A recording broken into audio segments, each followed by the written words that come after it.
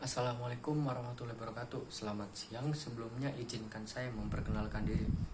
Nama saya adalah Andika Krisna Juki Pendantia, asal dari Stemper atau SMK Negeri 2 Subang.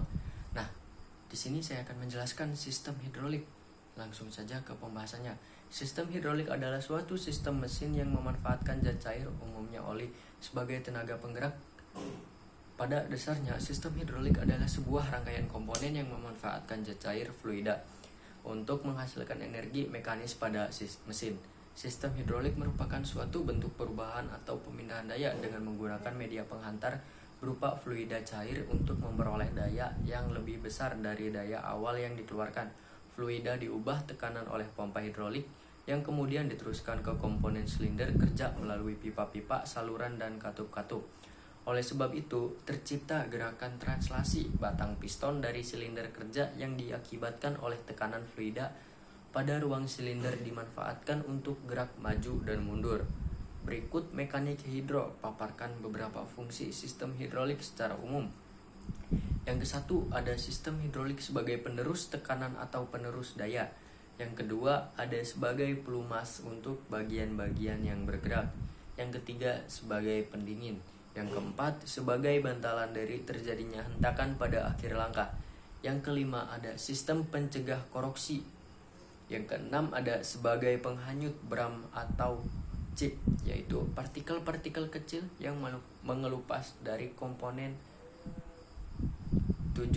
Sebagai pengirim isyarat atau sinyal, sebagainya. 8. Sebagai pengunci gerbang bendungan. Yang kesembilan, sebagai sumber penggerak mesin alat berat seperti bulldozer, eskavator, kren, forklift, dump truck, dan sebagainya.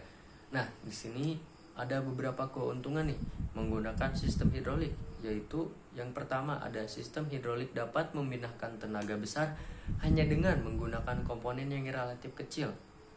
Yang kedua, mesin presisi dan bersifat fleksibilitas. Yang ketiga, attachment, mesin dapat bergerak bebas ketika mengangkat beban besar. Yang keempat, setiap gerakan hidrolik tidak tergantung oleh beban selama fluida tidak mengalami hambatan dan flow control valve bisa digunakan. Yang kelima, pengoperasian mesin halus. Yang keenam, mudah digunakan dan pengoperasian kontrol yang bersahabat. Yang ketujuh, sistem hidrolik dinilai lebih menguntungkan akibat terjadinya panas. Yang kedelapan, rancangan desain sistem lebih sederhana.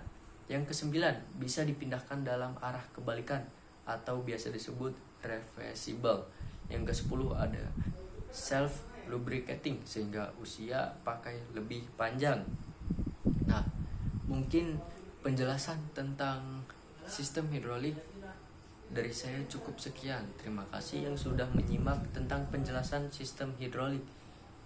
Saya Andika Krisna mengucapkan berterima kasih dan selamat siang.